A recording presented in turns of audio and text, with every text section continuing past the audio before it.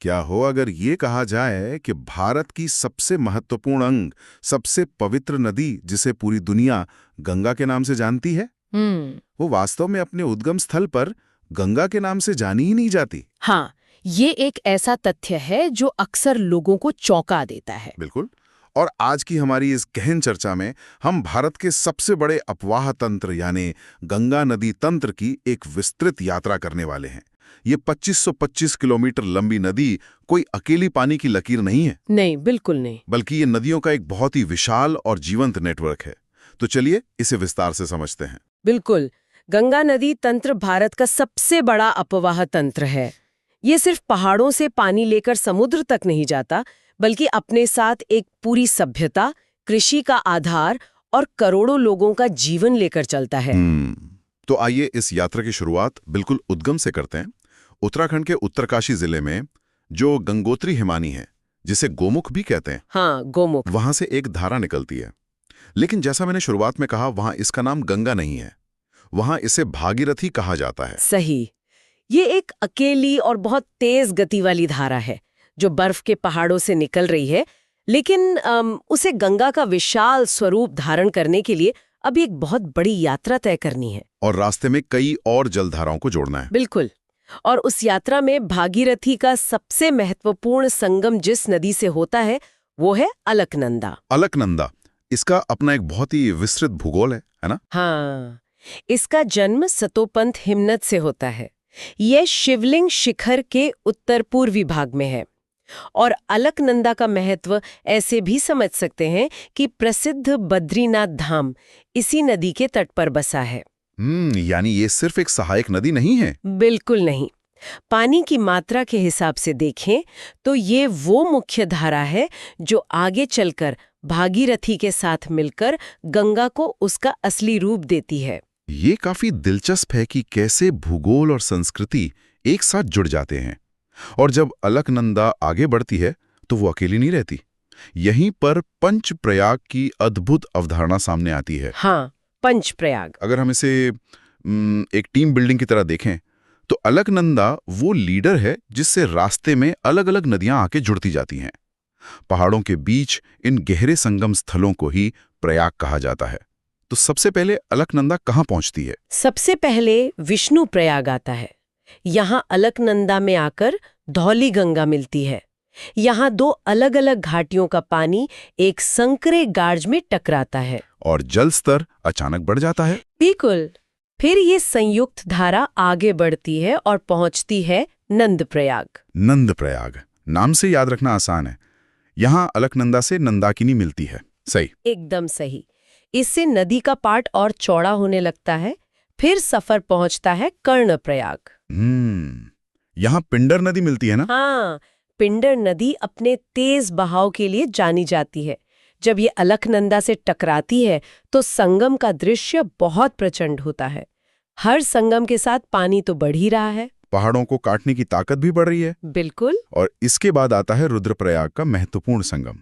यहाँ सबसे रोचक बात यह है कि रुद्रप्रयाग में अलकनंदा से मिलने वाली नदी का नाम मंदाकिनी है। मंदाकिनी? हाँ, ये चोराबाड़ी ताल से निकलती है और जैसे अलकनंदा के किनारे बद्रीनाथ धाम है, ठीक वैसे ही मंदाकिनी नदी के तट पर केदारनाथ धाम स्थित है। क्या बात है! यानी रुद्रप्रयाग सिर्फ दो जलधाराओं का संगम नहीं है, बल्कि दो बहुत ही महत्वपूर्ण सांस्कृतिक घाटियों का मिलन है। हाँ, मंदाकिनी का जल अलकनंदा में मिलकर उसे और भी गहरी और शांत नदी बना देता है। और फिर इन सभी नदियों को समेटने के बाद आखिरी चरण आता है देवप्रयाग। देवप्रयाग, वो स्थान जहां अलकनंदा और भागीरथी आखिरकार एक दूसरे से मिलती हैं। वही भागीरथी जो गंगोत्री से निकली थी। मैंने सुना है यहाँ दोनों नदियों के पानी का रंग भी अलग दिखता है। हाँ, एक तरफ से भागीरथी का हरा नीला पानी और दूसरी तरफ से अलकनंदा का मटमैला पानी। जब ये दोनों जुड़ती हैं तब जाकर उस धारा को गंगा नाम मिलता है। यह सच में एक बहुत भव्य प्राकृतिक प्रक्रिया है। देवप्रयाग में गंगा एक विशाल रूप ले लेती है। लेकिन पहाड़ों का यह सफर हमेशा के लिए तो नहीं होता। देवप्रयाग से गंगा आगे बढ़ती है और हरिद्वार पहुंचती है। हाँ, और यहाँ नदी के स्वरूप में एक बहुत बड़ा बदलाव आता है। बिल्कुल, क्योंकि हरिद्वार में गंगा पहाड़ों को छोड़कर पहली बार मैदानों में प्रवेश करती है। पहाड़ों में नदी का काम मुख्य रूप से कटाव या इरोजन करना होता है। सही कहा, लेकिन मैदानों में आते ही नदी का वेग धीमा हो जाता है और वो अपने साथ लाई गई मिट्टी को जमा करना यानी डिपोजिशन शुरू कर देती है। और यही मैदानी सफर इस नदी को भारत की जीवन रेखा बनाता है। हरिद्वार से निकलकर गंगा उत्तराखंड, फिर उत्तर प्रदेश, उसके बाद बिहार और फिर झारखंड के साहेबगंज से होते हुए आगे बढ़ती है। ये एक बहुत लंबा और उपजाऊ मार्ग है। पहाड़ों से लाई गई जलोढ़ मिट्टी इन मैदानों को दुनिया के सबसे उपजाऊ कृषि क्षेत्रों में से एक बनाती है। लेकिन जैसे ही गंगा पश्चिम बंगाल पहुंचती है, इस कहानी में एक बहुत बड़ा प्लॉट ट्विस्ट आता है। फरक्का का विभाजन। हाँ, फरक्का में ये विशाल नदी अचानक दो धाराओं में बढ़ जाती है। ये समझना बहुत जरूरी है। एक धारा मुख्य नदी से अलग होकर दक्षिण की ओर बहने लगती है, जिसे हुगली कहा जाता है। कोलकाता इसी के किनारे? बिल्कुल।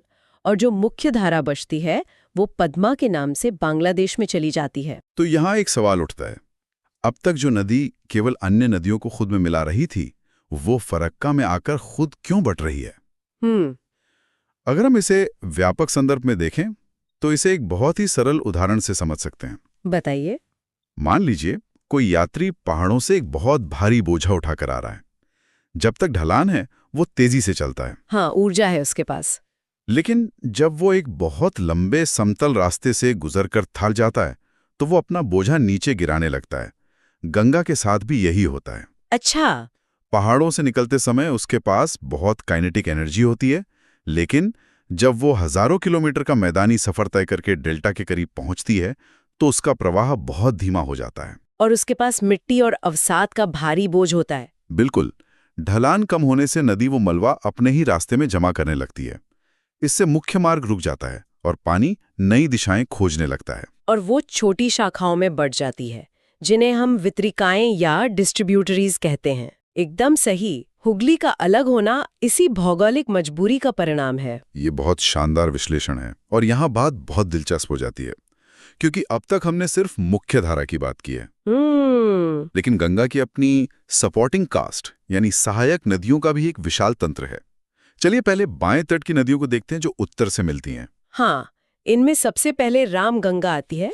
यह उत्तराखंड के दूधाटोली श्रेणी गैरसैंण से निकलती है और कन्नौज के पास गंगा में मिल जाती है। इसके बाद एक बहुत ही खास नदी आती है, गोमती। स्रोतों में गोमती का जिक्र एक विशेष उदाहरण के रूप में है। ऐसा क्यों? क्योंकि गोमती गंगा की एकमात्र प्रमुख सहायक नदी है जिसका उद्गम पहाड़ों में नहीं होता। पहाड़ों में नहीं होता तो कहाँ होता है? ये पूरी तरह से समतल मैदानों से निकलती है। उत्तर प्रदेश के पीलीभीत जिले में फुलहर झील है, जिसे गोमत ताल भी कहते हैं। से भरती है। लखनऊ और जौनपुर जैसे शहर इसी के तट पर हैं। ये बेहतरीन प्रमाण है कि सिर्फ ग्लेशियर ही बड़ी नदियों को जन्म नहीं देते, मैदानी झीलें भी इतना बड़ा तंत्र बना सकती हैं। बिल्कुल। फिर उत्तर से आने वाली नदियों में घाघरा या सरयू का नाम आता है। ये तिब्बत के मापचा चुंगो हिमनद से आती है।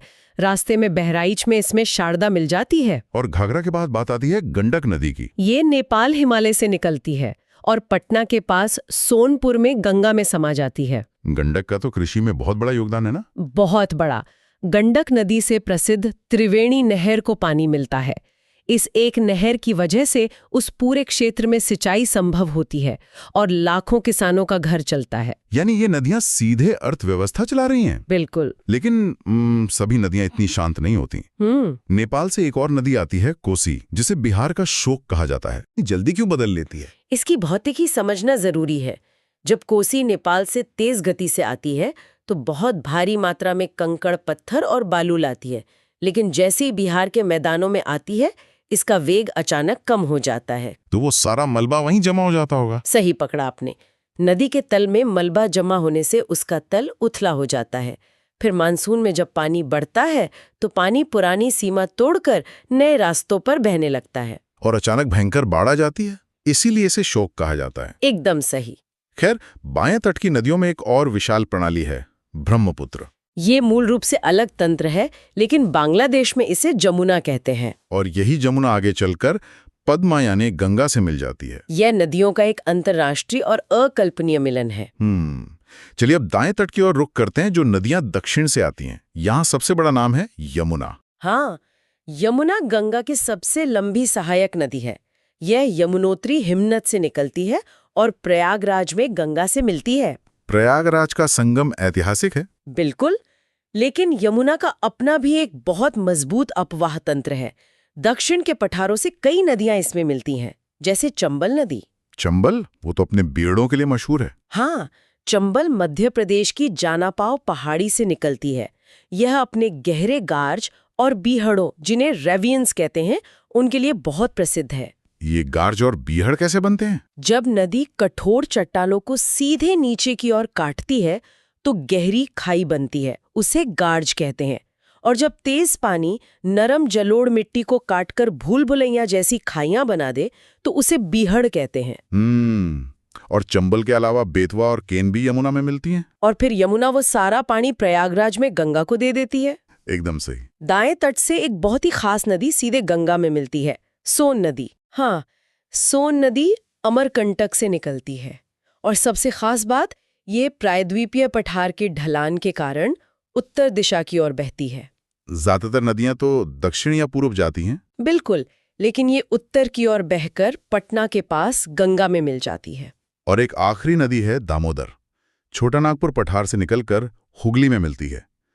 दस्तावेजों में इसे बंगाल का अभिशाप कहा गया है, बाढ़ के कारण। लेकिन एक और गंभीर बात है, इसे जैविक मरुस्थल या बायोलॉजिकल डेजर्ट भी कहा गया है। ये क्या होता है? ये बहुत गंभीर पर्यावरणीय स्थिति है। इसका मतलब है कि नदी में प्रदूषण इतना अधिक है कि पानी में घुलित ऑक्सीजन लगभग खत्म हो गई है। यानी पानी में जीवन नहीं बचा? बिल्कुल। दामोदर घाटी में कोयला खदानें और उद्योग हैं। उनका रसायन सीधे नदी में बहाया जाता रहा है, जिससे पूरा पारिस्थितिकी तंत्र नष्ट हो गया। मछलियां या जलीय पौधे अब वहां जीवित नहीं रह सकते। ये विकास और पर्यावरण के असंतुलन का कड़वा सच है। हाँ। खैर, इस लंबी यात्रा के बाद अब अंतिम पड़ाव की ओर बढ़ते हैं। पद्मा और जमुना की संयुक्त धारा मेघना बंगाल की खाड़ी में गिरने से पहले दुनिया का सबसे बड़ा डेल्टा बनाती है, सुंदरवन डेल्टा। ये अपनी जैव विविधता के लिए विश्वविख्यात है। इसे सुंदरवन क्यों कहते हैं? सुंदरी वृक्षों के कारण ना? सही कहा। यहाँ सुंदरी नाम के मैंग्रोव जंगलों की अधिकता है। ये वो पेड़ हैं जिनकी जड़ें खारे पानी और दलदल में पनप सकती हैं। ये जंगल एक प्राकृतिक दीवार की तरह भयानक चक्रवातों से तटरेखा की रक्षा करते हैं। गंगोत्री के बर्फ से शुरू होकर इस विशाल डेल्टा तक ये यात्रा किसी महाकाव्य जैसी है ना? लेकिन ये एक महत्वपूर्ण प्रश्न भी खड़ा करता है। हमारे दस्तावेजों में एक बहुत ही उन्नत सिद्धांत का जिक्र है, पूर्ववर्ती अपवाह या एंटीसीडेंट ड्रेनेज। पूर्ववर्ती अपवाह, इसका सीधा मतलब क्या है? मतलब ये कि हम सब जानते हैं हिमालय दुनिया की सबसे नवीन पर्वत श्रृंखला है। हाँ। लेकिन हैरानी की बात ये है कि गंगा, सिंधु और ब्रह्मपुत्र जैसी नदियां इन विशाल हिमालय पर्वतों से भी पुरानी हैं। क्या? कोई नदी उस पहाड़ से पुरानी कैसे हो सकती है जहां से वो निकल रही है? यही तो प्रकृति का कमाल है। लाखों साल पहले जब टेक्टोनिक प्लेट्स के टकराने से हिमालय ऊपर उठना शुरू हुआ था, तब ये नदियां वहां पहले से ही बह रही थीं। जैसे जैसे पहाड़ मिलीमीटर दर मिलीमीटर उठता गया, इन नदियों ने अपना रास्ता नहीं बदला। तो क्या उन्होंने पहाड़ को काट दिया? बिल्कुल। अपनी जलधारा की ताकत से वे उठते हुए पहाड़ को लगातार काटती रहीं। पहाड़ ऊपर उठता गया और नदी उसे नीचे काटती गई। इसे डाउन कटिंग कहते हैं। इसीलिए हिमालय ने इतने गहरे गार्ज देखने को मिलते हैं। एकदम सही। पूर्ववर्ती अपवाह यही बताता है कि पानी की निरंतरता में असीमित शक्ति होती है। इन नदियों ने उठती चट्टानों का सीना चीरकर अपना ऐतिहासिक मार्ग बरकरार रखा। यह जानकारी तो भूवैज्ञानिक इतिहास के नजरिए से बहुत ही गहरी है। ये सिर्फ जल स्रोत नहीं, संघर्ष का सबूत है। शायद इसीलिए 2008 में भारत सरकार ने गंगा को राष्ट्रीय नदी घोषित किया। हाँ, और इसे बचाने के लिए नमामि गंगे कार्यक्रम चलाया जा रहा है, ताकि प्रदूषण खत्म हो और जैव विविधता बचे। तो आज की चर्चा को अगर समेटा जाए तो गंगा सिर्फ एक नदी नहीं है। भागीरथी के जन्म से लेकर पंचप्रयाग, हरिद्वार का मैदान, फरक्का का बंटवारा, ये एक अत्यंत जटिल इकोसिस्टम है। इसमें गोमती जैसी मैदानी नदियां हैं, कोसी जैसी खतरनाक नदियां हैं और यमुना, सोन जैसी पठारी नदियां हैं। और अंत में ये सुंदरबन डेल्टा बनाता है। बिल्कुल। और इस चर्चा का महत्व भी यही है, ये समझना कि गंडक नदी से त्रिवेणी नहर कैसे चलती है या दामोदर नदी जैविक मरुस्थल क्यों बनी। नदियां करोड़ों लोगों के जीवन और देश की अर्थव्यवस्था को आकार देती हैं। आज की चर्चा ने इस जल प्रणाली को देखने का नजरिया सच में विस्तृत कर दिया।